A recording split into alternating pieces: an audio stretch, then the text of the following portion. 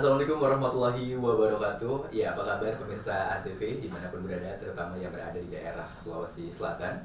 Ya, kita berjumpa lagi tentunya dalam program Bincang Tokoh, di mana ini adalah sebuah program yang tentunya akan menghadirkan tokoh-tokoh dari berbagai daerah dari seluruh Indonesia, yang tentunya akan kita coba gali biografi hidupnya, ya kurang lebih seperti itu.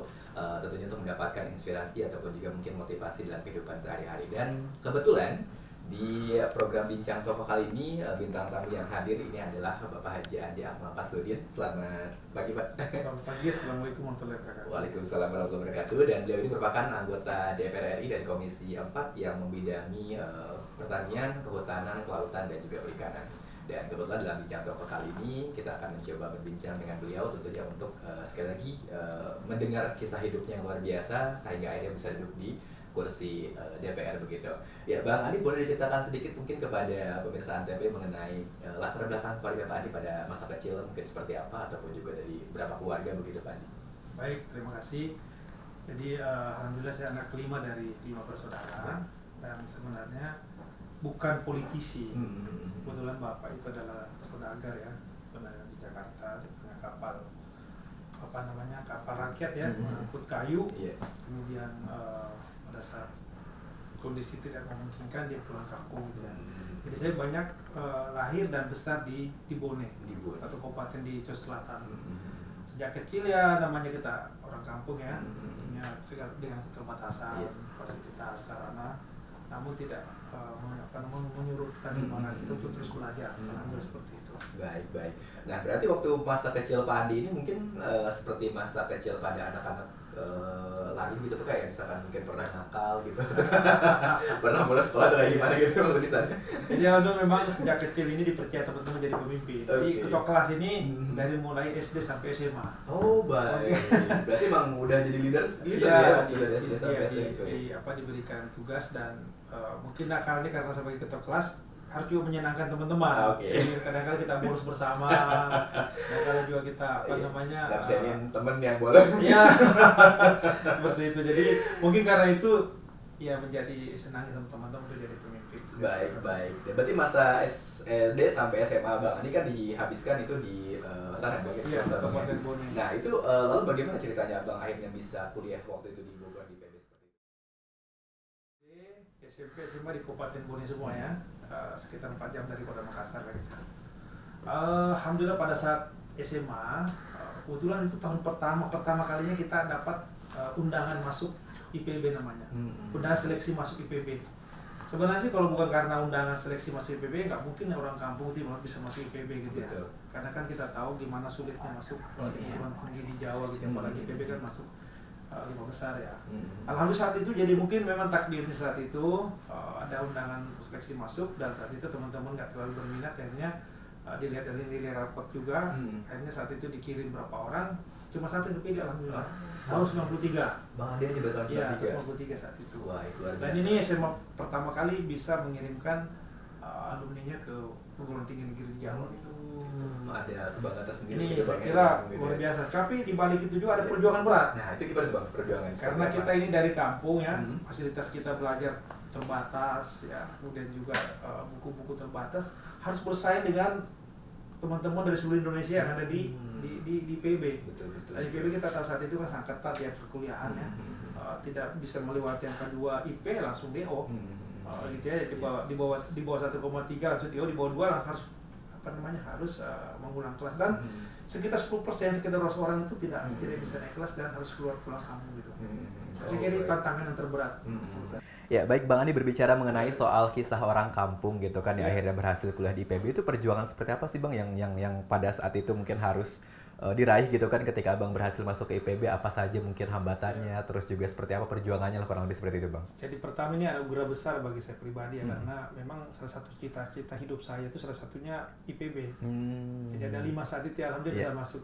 Dan ada istilah saat itu orang kampung masuk ke Bone tembak langsung, dari Bone langsung ke Jakarta, nggak lewat Makassar gitu. Jadi kita nggak singkat Makassar dulu harus ya. Alhamdulillah langsung di IPB. Jadi luar biasa sebenarnya perjuangannya, alhamdulillah, dan memang mungkin sudah takdirnya juga ya, ditakdirkan ke sana. dengan segala perjuangan kita orang daerah terbatas ya. Betul. Tapi karena kita punya semangat yang kuat agar kita jangan sampai dikeluarkan ya atau tinggal kelas, ini kan memalukan satu kampung, kabupaten lagi satu juga. kabupaten gitu ya.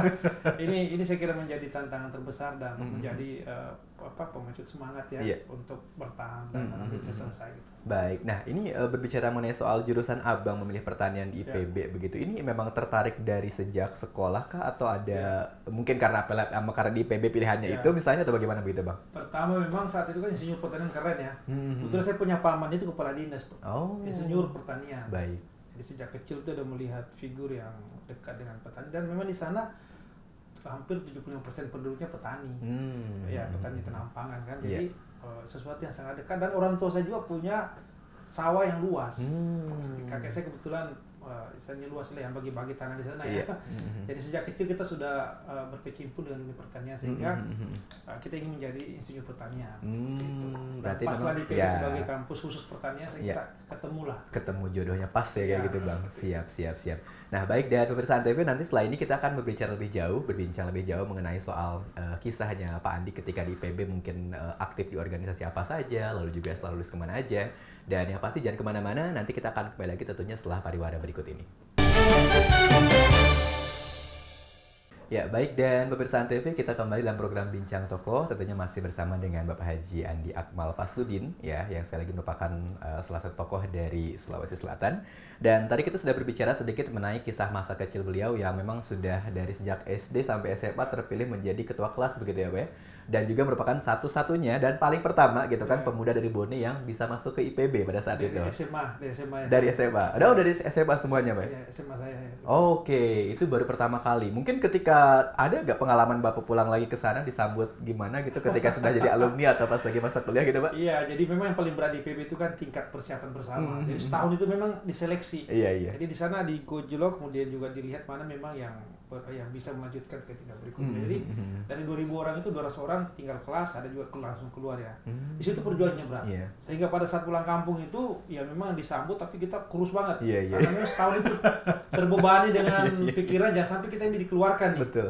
Itu kan memalukan beberapa kecamatan sana ya, sekolah kita gitu ya. Dan memang untuk Bone bagian selatan itu mungkin saya termasuk yang pertama ya, dan alhamdulillah bisa berhasil gitu ya. Karena Bone kan luas ya, banyak SMA juga ya.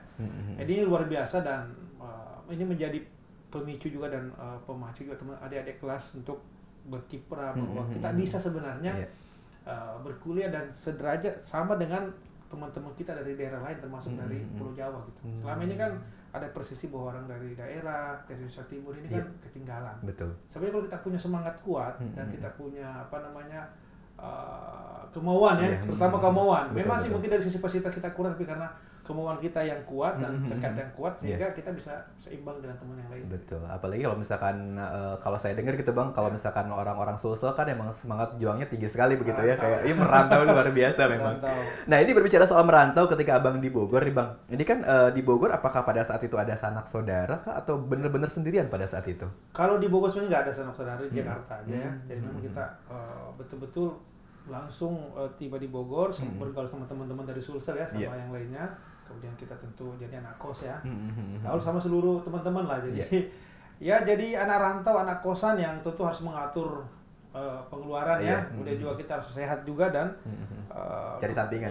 Ya artinya kalau sampingan sih mungkin pada saat tingkat 2 bisa sedikit mengajar ya privat ya karena ada waktu. Tapi tingkat 1 betul-betul fokus. Tinggal lolos dari lubang jarum.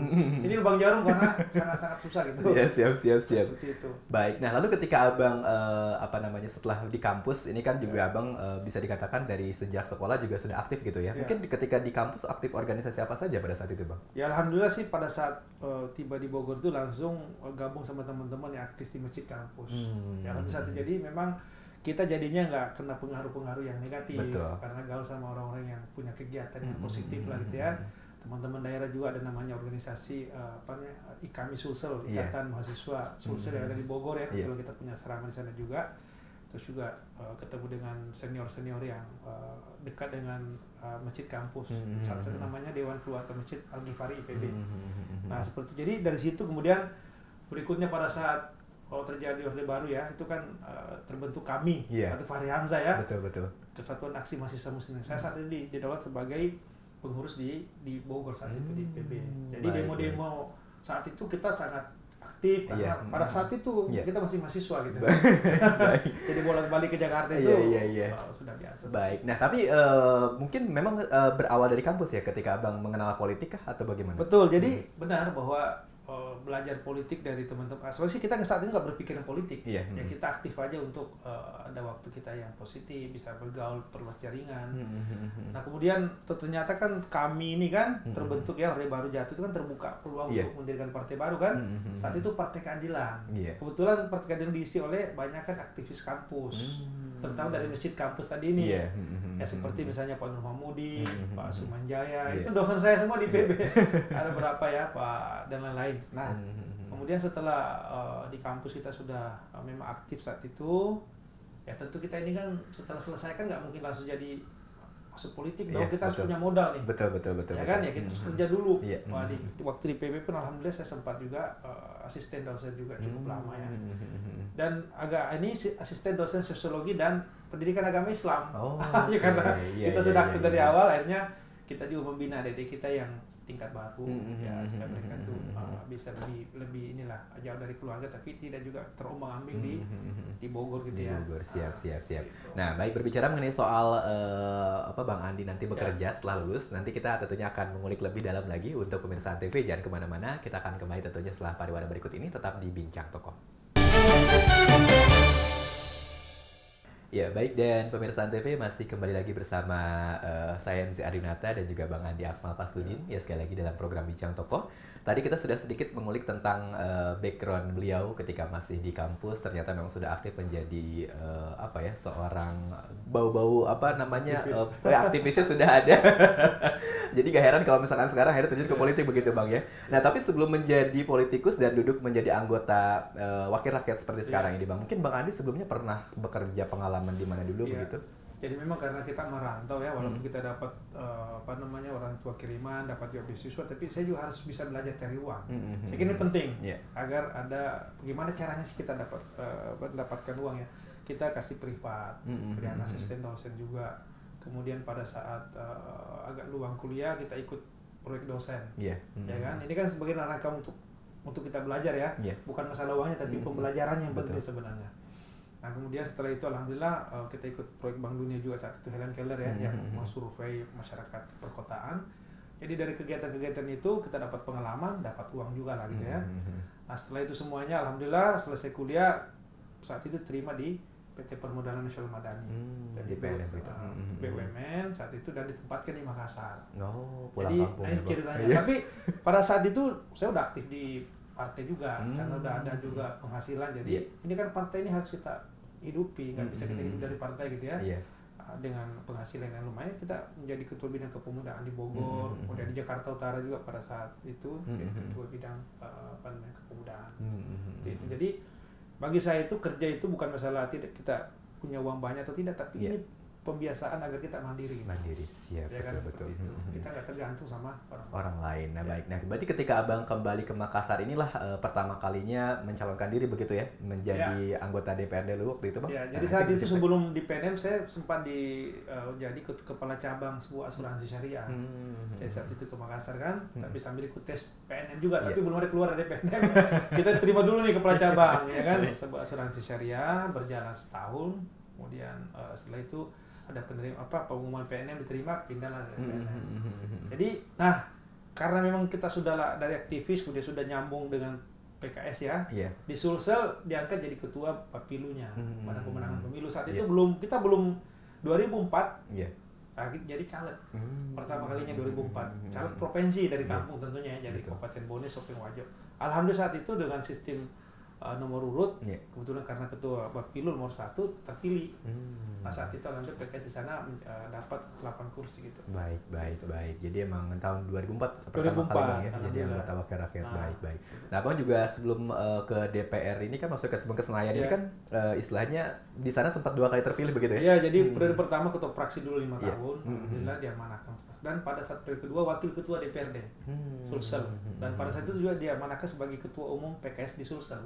Jadi secara jenjangnya lah gitu ya, alhamdulillah setelah 10 tahun ini tentu kita sudah berbuat, tapi kami merasa bahwa DPRD provinsi ini belum maksimal sebagai politisi gitu ya.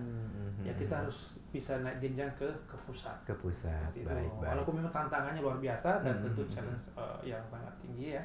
Yeah. Ini menjadi sebuah perjuangan yang yang berat itu. Memang apa yang waktu itu Abang lihat di Sulsel gitu yang sehingga mengharuskan Abang kayaknya harus di pusat nih, mungkin ada faktor apa gitu, mungkin dari sisi pertaniannya, pembangunan gitu. Saya melihat kewenangan DPRD provinsi itu tidak terlalu jelas. Kalau kabupaten kota itu kan jelas ya, dia punya wilayah. Provinsi ini kurang punya wilayah. Agak kurang maksimal ya. Jadi peran yang bisa memperkuat keterwakilan kita daerah yang membantu masyarakat kita itu tidak terlalu kuat, karena itu tadi otonomi ini kan ke kabupaten kota. Betul. Ya kan, provinsi kan hanya pembina gitu, jadi nggak punya wilayah.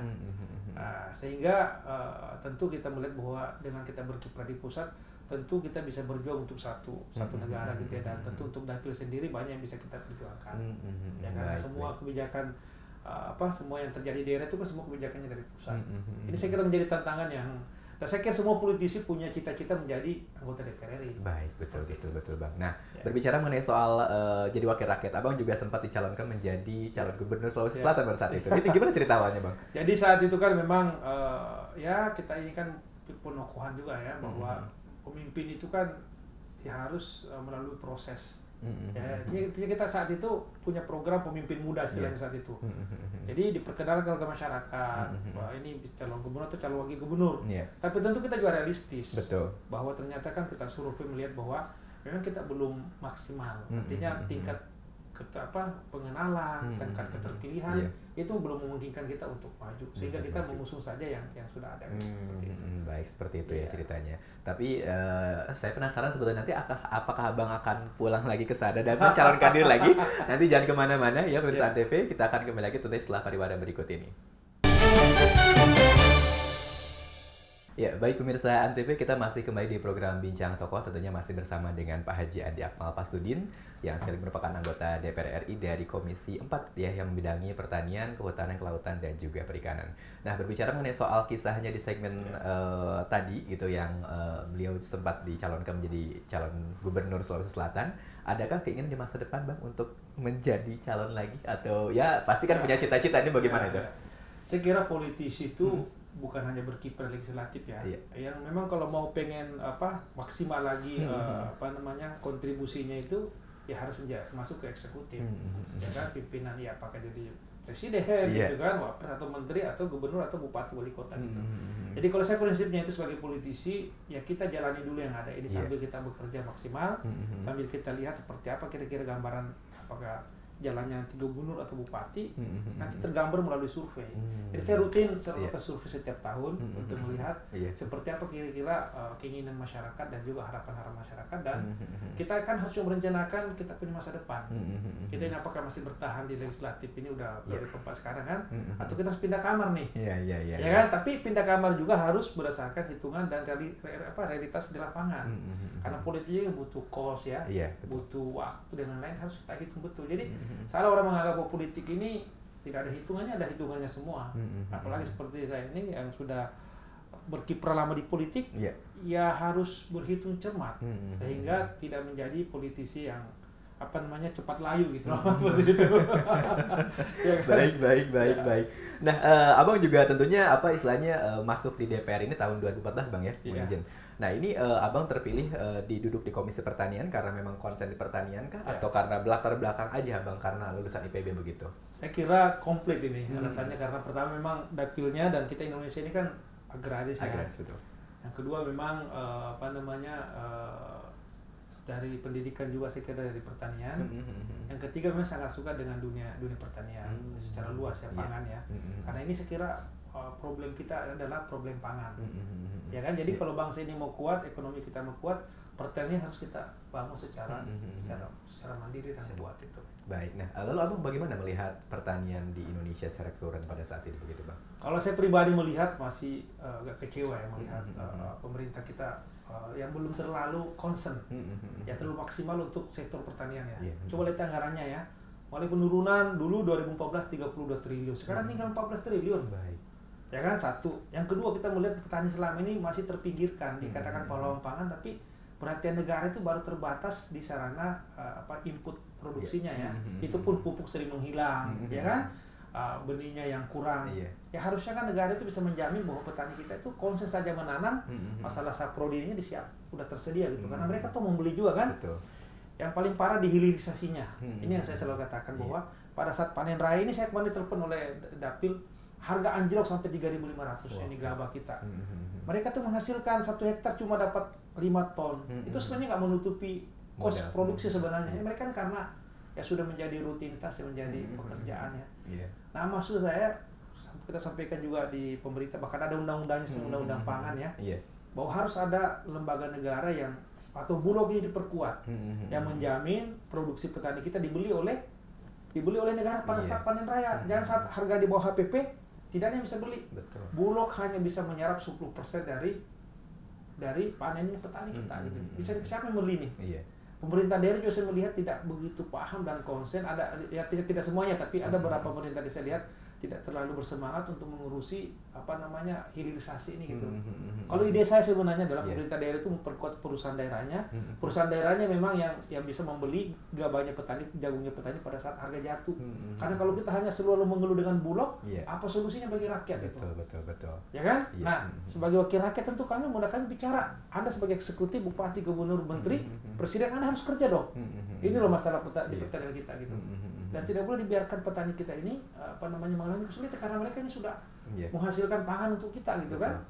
Nah, jadi ini saya lihat belum kita lebih fokus membangun bangunan gitu ya. Bahkan kita keuangan negara berapa puluh triliun itu untuk BUMN rugi ini dikasih uang ya. Ini kan sesuatu yang tidak adil. Petani kita saat ini menyumbang mata pencarian paling besar pertanian loh. Menyerap ya. Tenaga kerja, kontribusi juga pada yang lainnya pada saat ini turun, pertanian yang menyumbang untuk GDP kita ya, perekonomian kita gitu. Tapi sisi lain politik anggaran kita tidak berpihak kepada sektor pertanian. Betul. Nah, ini kan sesuatu yang ada something wrong gitu ya. Ada sesuatu yang menurut saya tidak nyambung gitu ya. Nah, alhamdulillah kami selama ini sudah sering interupsi di DPR, di komisi. Cuma kan kebijakan utama ini kan di tangan pemerintah. Betul. Bappenas, Kementerian Keuangan, Pertanian, Presiden harus melihat ini prioritas utama bagi kita sehingga kita tidak lagi tergantung dengan impor. Betul. Kenapa? Ya kan, jadi sekarang ada pekondisian bahwa pangan kita kurang, ya kita impor. Siapa yang dapat untung besar impor? Importirnya, tanda kutip mafianya ini kan ada yang ada memang yang menggurita ini kan, yang mengatur. Termasuk sektor peternakan kita hari ini 90% ayam potong itu beredar itu perusahaan besar semuanya dan harga ditentukan oleh mereka. Ini kan gimana masyarakat kecil kita, peternak kita, nelayan kecil kita, petani kecil kita gitu. Ya kan? Selama ini sudah sering kita sampaikan protes. Tapi kan sekali lagi bahwa presiden sebagai eksekutif tertinggi harusnya kan kita minta keberpihakannya yang jangan hanya membangun jalan tol bagus tapi ya jangan semuanya ke sana lah. Betul. Ini pangan ini sesuatu yang sangat penting. Sangat penting. Nah, lalu bagaimana pendapat Abang tentang presiden yang akhirnya membentuk Badan Pangan Nasional, Bang? Bagaimana pendapat? Itu sebenarnya Badan Pangan Nasional ini kita sudah suarakan terus. Saya sudah 7 tahun suarakan. Alhamdulillah sudah didengarkan.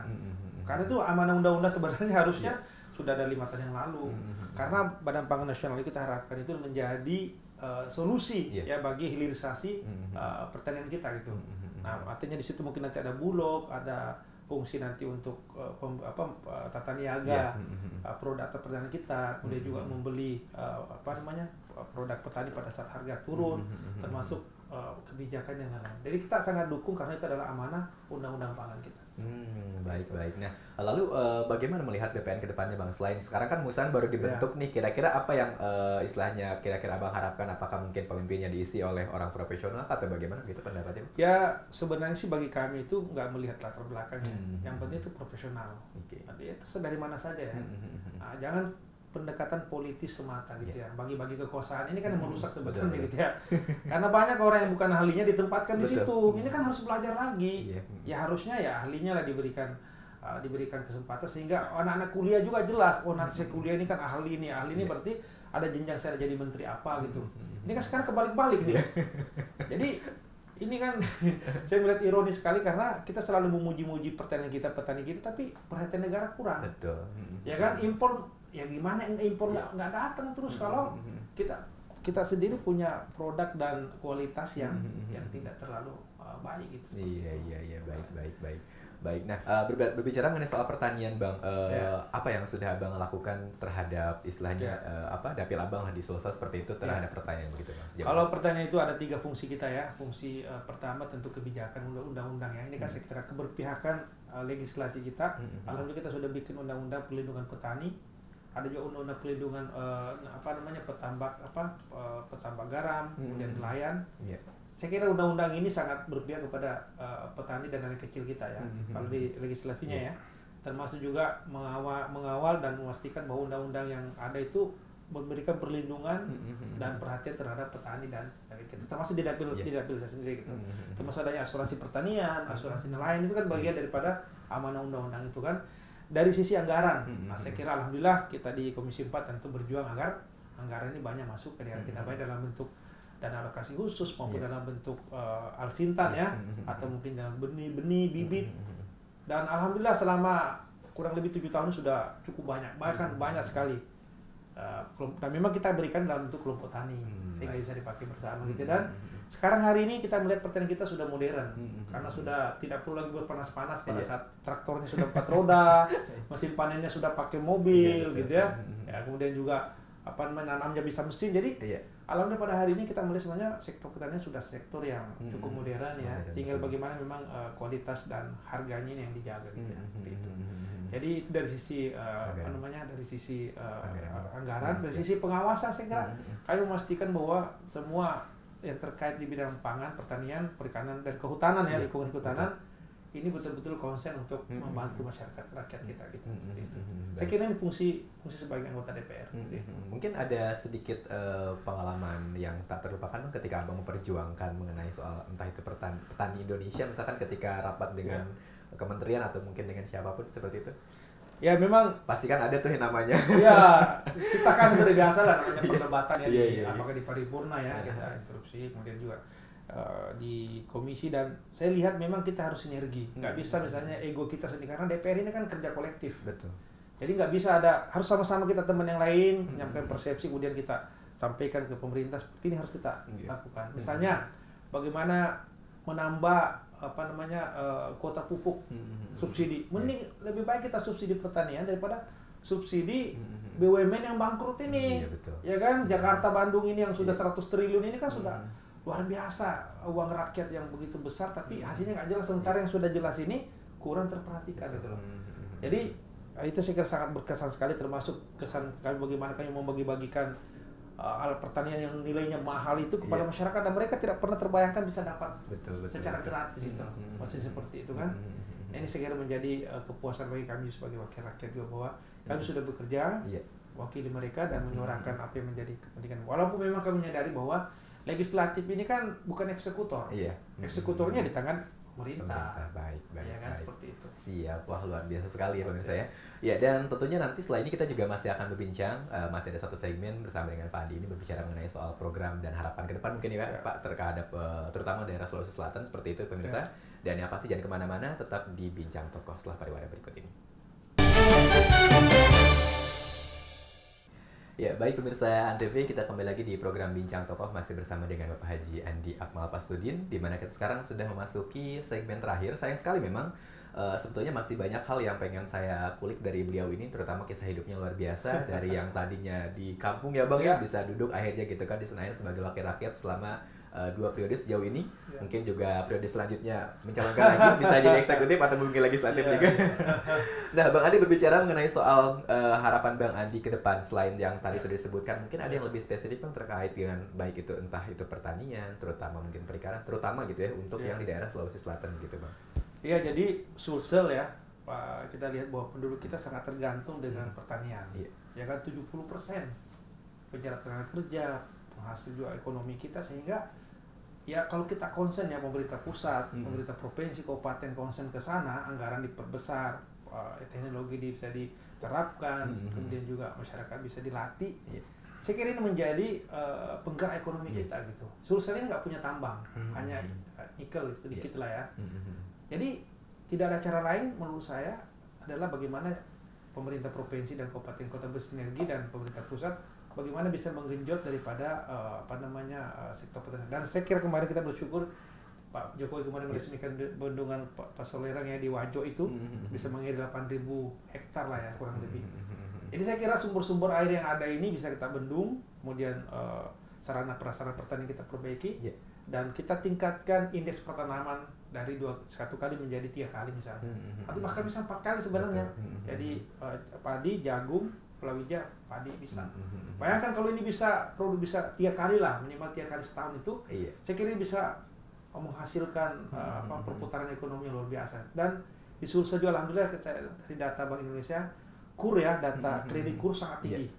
Artinya penyerapan kredit usaha rakyat untuk sektor pertanian perikanan ini berjalan. Artinya aktivitas ekonomi ini berjalan. Itu yang kedua menurut saya, memang bagaimana kita memperkuat di hilirisasinya gitu ya. Jadi bagaimana bisa memproduksi hasil pertaniannya, jagung, kedelai maupun padi kita ini kualitas yang baik. Sehingga mempunyai nilai tambah bagi petani kita gitu. Ya kan? Yang ketiga, jangan lupa bahwa kita ini Sulsel lumbung pangan. Betul.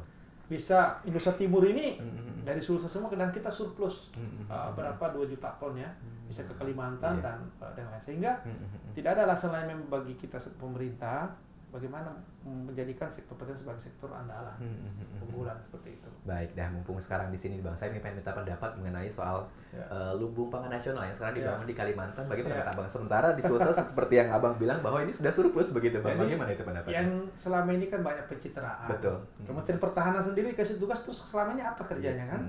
Ya kan kita sibuk saat itu kan, ya memang bukan bidangnya. Betul. Artinya Kementerian Pertahanan mungkin bisa mengawal ya, tapi yang harus concern ke sana Kementerian Pertanian ya. Saya pernah dari Kalimantan Tengah lihat, ya kebanyakan menurut saya itu lebih banyak gembar-gembornya lah.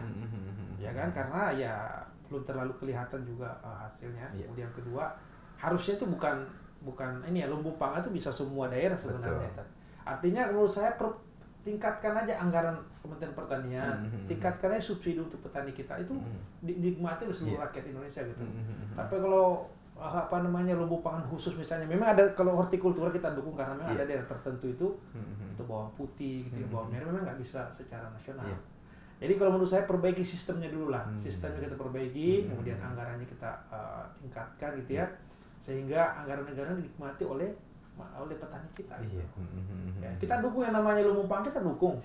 Ya kan, kementerian yang lain juga mau sinergis, kita dukung.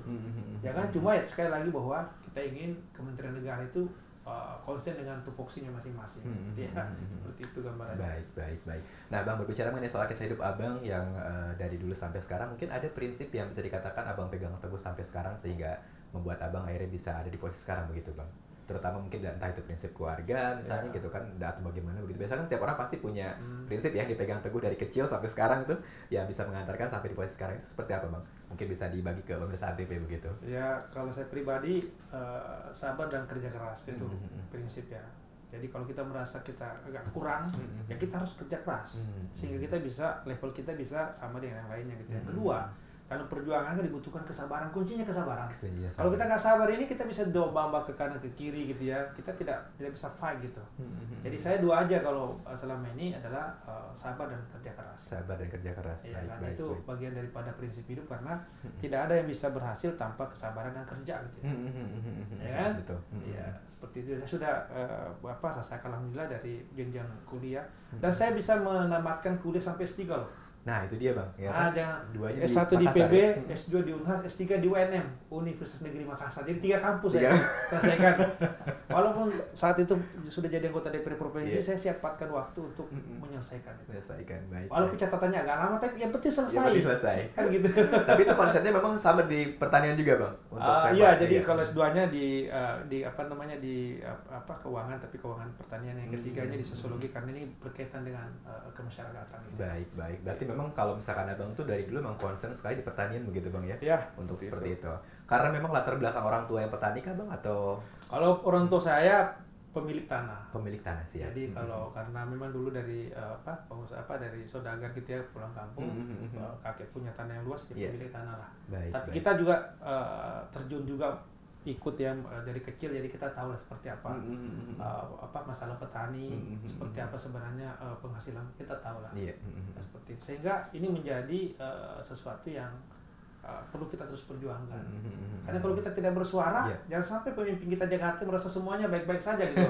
Apalagi ABS asal Bapak Senang ini kan ini yang semuanya terkendali, semuanya padahal di tanah di bawah menjerit mereka gitu dengan saprodinya yang langka gitu kan, alat harga yang anjlok dan seperti itu. Berarti abang juga sering main lupur di sawah gitu ya waktu kecil? Oh iya, kita punya sawah kok, sampai sekarang kita punya sawah. Alhamdulillah turun ke sawah sama-sama panen bersama masyarakat. Ya. Tanam padi waktu kecil itu udah biasa. Kita bergaul sama petani itu sudah biasa. Sehingga kita merasakan bagaimana sebenarnya pahlawan pangan kita ini kurang terperhatikan. Ya kan gitu kan? Walaupun kita banyak uang, kalau tidak ada pangan gimana coba? Susah makanya. Jangan import kita anti impor, tapi apa langkah kita untuk mengurangi import ini gitu loh. Ya kan harus jelas. Baik. Nah, terakhir Bang, ada tantangan tersendiri Bang ketika mungkin sekarang lagi pandemi seperti ini, terus pertanian kita mungkin ya semua anggaran juga kan bisa dikatakan agak dipangkas, itu bagaimana tantangannya Bang? Jadi tantangannya ini adalah tapi kalau kita lihat di lapangan, petani itu jarang kena Covid. Saya udah kemarin ini, alhamdulillah saya setiap sebulan sekali minimal saya harus ke pilih ke kampung-kampung, bahkan kunjungan kemana-mana juga. Semangat petani untuk bertanam luar biasa. Ya memang sih ada pengurangan subsidi benih kekurangan, tapi sekarang petani ini sudah mulai agak cukup bagus kehidupannya dengan mereka misalnya indeks pertanaman dinaikkan jadi 2 kali 3 kali. Terutama petani jagung saat ini harganya cukup bagus. Jadi sebenarnya kunci menurut saya itu di harga. Jadi kalau harga bagus dan pemerintah bisa mensubsidi harga. Jadi kalau bahkan ada yang kita lagi perjuangkan sekarang ini bersama usulan petani juga, subsidi pupuk dihapuskan saja, tapi subsidi harga. Itu menarik. Karena ini tidak lagi permainan kalau subsidi harga. Artinya produksi petani itu akan dihargai dengan harga yang pantas dan dihitung dengan seluruh pengeluaran. Sekarang ini petani punya uang, kadang-kadang pupuknya menghilang karena ada permainan di tingkat distributor, di tingkat pengecer. Tapi ini oknum ya, tanda kutip ya. Dan ini PR kita belum bisa kita selesaikan. Ya kan? Ya, jadi kalau saat ini sebenarnya kalau pemerintah bisa mencarikan solusi untuk subsidi harga, ini luar biasa. Bahkan kita bisa ekspor beras kita, jagung kita, dan kita tidak tergantung lagi dengan negara lain. Betul, seperti itu ya Bang. Ya. Baik. Wah, luar biasa sekali ya pemirsa TV. Jadi sekali lagi saya dapat pelajaran banyak sekali tentunya, dan juga pemirsa juga tentunya dari Bang Andi ini yang sekali lagi concern sekali dengan pertanian, terutama ya karena negara kita agraris ya Bang ya. Mau tidak mau gitu kan kita harus berjuang di negara agraris supaya bagaimana petani kita tentunya bisa hidup sejahtera seperti itu. Dan sayang sekali memang pemirsa TV karena waktu kita juga sudah habis. Bang Andi, terima kasih banyak nih sudah berbincang dengan kita di sini. Dan sekali lagi mudah-mudahan kisah hidup Bang Andi tadi bisa dijadikan pelajaran tentunya bagi pemirsa TV, motivasinya, inspirasinya, dan tentunya bisa sesukses beliau, bahkan mungkin lebih ya Bang ya, terutama di daerah Sulawesi Selatan seperti itu. Baik, dan terima kasih banyak pemirsa TV yang sudah menyaksikan program Bincang Tokoh. Saya undur diri, terima kasih banyak sekali lagi, dan wassalamualaikum warahmatullahi wabarakatuh. Waalaikumsalam warahmatullahi wabarakatuh.